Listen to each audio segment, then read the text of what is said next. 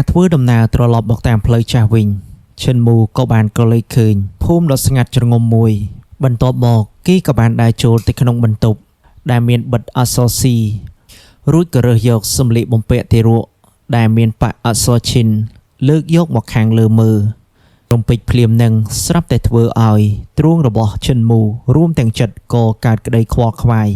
កាលពីមកដល់ទីនេះលើកដំបូងគេមានអារម្មណ៍ថាក្តុកក្តួលខ្លាំងពេករហូតមិនអាចទប់ចិត្តឲ្យស្ងប់បានហេតុនេះហើយទើបគេមើលរំលងតម្រុយតូចៗទាំងឡាយ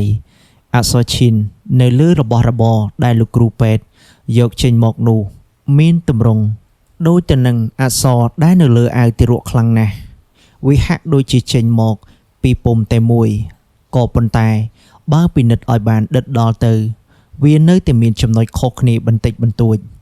ឈិនមូធ្លាប់បានរៀនទៅសេអក្សរផ្ចង់ពីលោកតាក